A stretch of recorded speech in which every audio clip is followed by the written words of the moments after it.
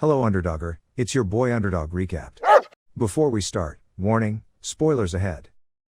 Today, we are going to recap a 2013 American sci-fi movie, called Oblivion. A technician is tasked to tend the Earth after a catastrophic war with extraterrestrial species, but soon questions his reality when truths begin to unravel. How will it turn out for him? Let's find out together, in a doggy-styled recap. One morning, in a tower nestled above the clouds, drone technician Jack Harper wakes up after having a recurring dream about an unknown woman. Sleeping beside him is Victoria Olsen, nicknamed Vika, Jack's communications assistant and romantic interest. It is the year 2077. Half a century ago, the moon was destroyed by aliens called the Scavengers or Scavs, with the purpose of extracting the Earth's resources. Massive natural disasters ensued, leaving the planet heavily damaged. The Scavs then invaded and led humans to use most of their nuclear weapons to fight them. Humans won the war, but were forced to leave as most of the Earth was affected by high levels of nuclear radiation. Jack and Vika have almost completed their 5-year mission on Earth. Their memories from the pre-war era have been wiped. Their objectives are to guard the hydro rigs, mechanical structures that are used to convert seawater into fusion energy, and maintain combat drones dispatched to terminate the remaining Scavs. In 2 weeks, they will be transported to the Tet, a spaceship that takes human survivors to their new home on Saturn's moon named Titan. Jack is addressed as Tech 49. He boards his ship to get to work while Vika coordinates his tasks for the day. They also check in with Sally, the mission commander stationed on the Tet. After briefly checking the hydro rigs, Jack departs to Grid 37 to recover drone number 166, one of the 2 drones shut down that day.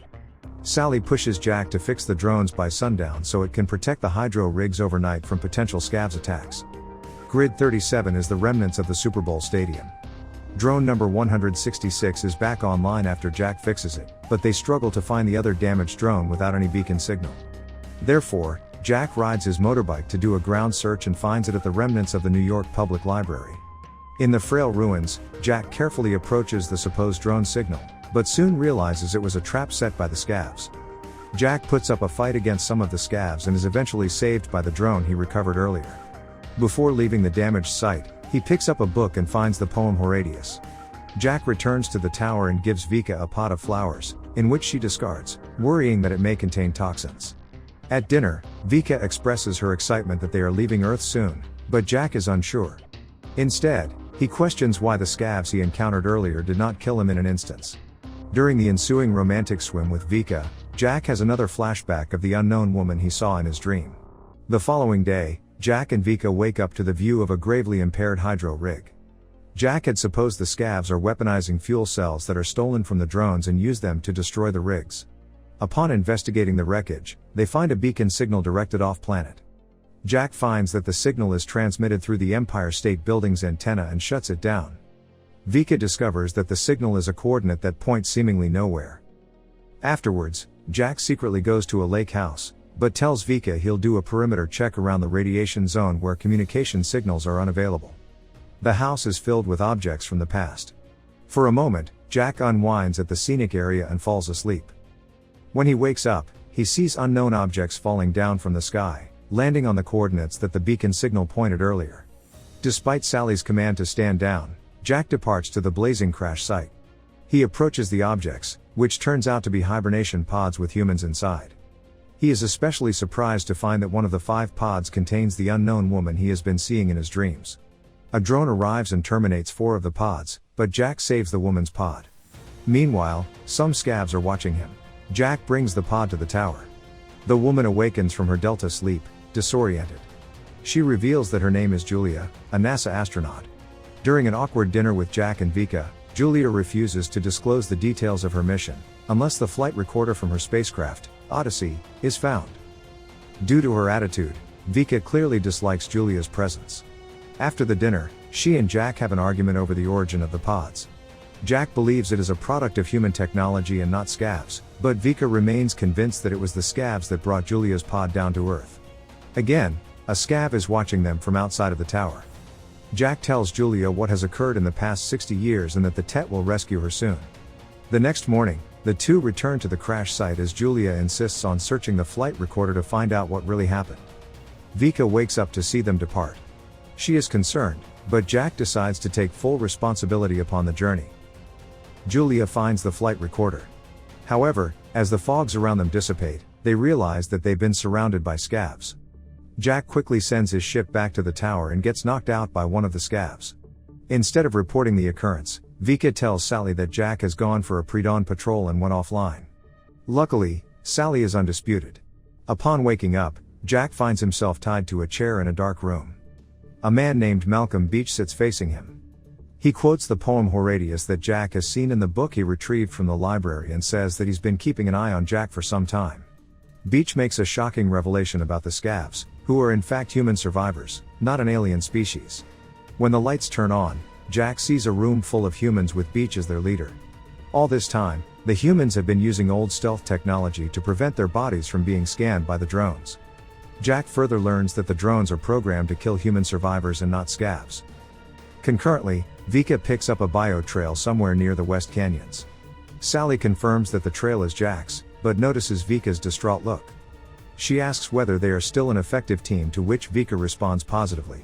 Back at the human survivors' base, Jack is taken to a storage facility, where the weapons-grade plutonium power core that was scavenged from Julia's ship is stored. Beach tells Jack their plan is to develop a nuclear bomb to detonate the TET, using the plutonium power core and the power cells they have stolen from damaged drones.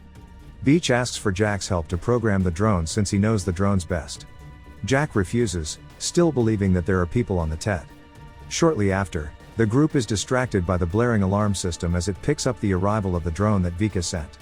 Before letting Jack and Julia go, Beach advises Jack to go to the radiation zones to look for the truth. He trusts Jack will help them with Julia's presence and support. The two ride Jack's motorbike to reach the Empire State Building. As Jack is now back online, Vika sends the ship to retrieve Jack and Julia at their location. Jack pressures Julia to tell him the truth about who she is and what the Odyssey's missions are. She explains that the initial purpose of the mission is to conduct a research on Titan, but it was diverted when the deep space scanners detected an unidentified object, which is none other than the TET. She further reveals that she is in fact Jack's wife, leaving him stunned. She reminisces about the day Jack proposed to her. Jack starts to remember fragments of memories from his past life and they share an embrace. Vika is upset to see them reunited. When Jack and Julia return, Vika reports to Sally that they are no longer an effective team. While Jack is convincing Vika to flee with him, a drone appears to vaporize the ineffective team. Vika is terminated, but Julia shoots the drone down seconds before it terminates Jack. Jack goes to the control room to confront Sally. Instead of responding to his concerns, Sally tells Jack that he has been assigned to a new mission and that he should depart to the TET along with Julia. Jack ignores it and flies away. They are soon chased by 3 drones. Jack intentionally flies the ship into a lightning storm, bringing 2 of the drones down while the last remaining drone keeps chasing them. Jack eventually shoots it down, but ends up crashing in the desert. The ship automatically alerts Jack that they are entering a radiation zone, which is supposed to be deadly as it boils all matters upon its surface. However, since they are unharmed, Jack realizes that the radiation zones are not real. A ship similar to Jack's arrives nearby. Jack sees someone come out of the ship and approaches him. He is utterly baffled to find that the person is flat out an identical copy of himself, later revealed to be Jack 52. Julia comes between the two and Jack 52 starts getting flashbacks, disclosing that he has been experiencing the same dreams as Jack 49's. The two get into a fight, but Julia is accidentally shot. Determined to save Julia, Jack boards Jack 52's ship and proceeds to his tower. In Jack 52's tower, Jack hurriedly retrieves medical supplies for Julia. He encounters an identical copy of Vika, who believes that Jack 49 is Jack 52. Jack acts as if he is Jack 52 and convinces her to leave with him, but she refuses, so he returns to the desert alone. He treats Julia and brings her to the ship. Julia awakens to the serene ambience of Jack's lake house. After meeting Jack 52, Jack 49 realizes that he is not the original Jack. Despite this, he tells Julia he has loved her for such a long time. The two reminisce about their relationship prior to the apocalyptic event. Following the intimate reconnection, Jack decides that he wants to spend the rest of his life on Earth. The next day, he goes to help the human survivors along with Julia, and Beach welcomes the two. Meanwhile, back at Jack's original tower, Sally catches Jack's DNA trail where the human survivors' base is located. She sends 3 drones to chase him down. Beach explains to Jack that he had been in the army for a year prior to TET's attack. He recounts how the moon was destroyed and people left starving. The Tet then wiped out the remaining human survivors using thousands of Jack's and Vika's clones, all programmed to kill. However, he became optimistic when he saw Jack 49 pick up a book in the library remnants and save Julia from her pod, seeing remnants of humanity in him. Jack succeeds in reprogramming a damaged drone that the humans have captured, but soon after, the 3 drones that Sally sent arrive and start attacking the base. Jack, Julia, Beach, and some others survive. The fuel cells within the captured drone that Jack has fixed remain intact, but the drone itself is badly damaged. Julia reminds Jack that Sally had previously requested him to bring Julia to the Tet. They agree that the only way to proceed with their plan is to smuggle the bomb in Julia's hibernation pod. Jack volunteers to deliver the pod and the two depart. While on his way, Jack listens to the Odyssey's flight recorder. He heard himself commanding the NASA mission to explore Titan with the original Sally as the mission director, Vika as his co-pilot, and Julia as a crew member in hibernation. When the Odyssey spacecraft accelerated towards the Tet, Jack ejected the sleep module, allowing the crew members to return to Earth. Only Jack and Vika were left in the spacecraft. They were headed towards the Tet, but what happened afterwards is unknown as the recording stopped. Upon approaching the Tet, Jack is contacted by Sally, who is suspicious about his purpose of visit. Jack explains to Sally that he is bringing Julia with him, as Sally requested. He further convinces Sally that he and Julia will make a more effective team, resulting in him being allowed to enter. The alien, aka Sally, mentions Jack's insubordinate behaviors. It is able to detect Jack's stress responses to telling a lie. When asked once more about his motives, Jack tricks the detector by telling the truth about his wish to keep mankind alive, and compliance is the only way to achieve that. Thus, he narrowly escapes the questioning. En route to land his ship, Jack finds thousands of clones of himself and Vika being developed in stasis chambers. After landing, Jack presents the hibernation pods to the alien while reciting the poem he read, highlighting that he is willing to die well and sacrifice himself for the greater good. Instead of Julia, Beach comes out of the hibernation pods. The alien is pissed and orders the drones to kill both Jack and Beach, but they manage to detonate the fuel cells. The Tet is successfully incinerated, all drones on Earth become disabled. Julia wakes up from her hibernation to find herself at the lake house. She realizes that Beach and Jack have tricked her and sacrificed themselves to keep her safe. She laments upon witnessing the colossal explosion in the sky. In the end, Julia lives peacefully with her daughter at the lake house. More human survivors greet her, and among them is Jack 52. All men will die, as Jack says. A death, however, is most honorable when the man is willing to face his fears and sacrifice himself to bigger things that are worth dying for. What would you do if you were in Jack Harper's position? Let us know what you think in the comment below. Don't forget to subscribe, and see you in our next recap.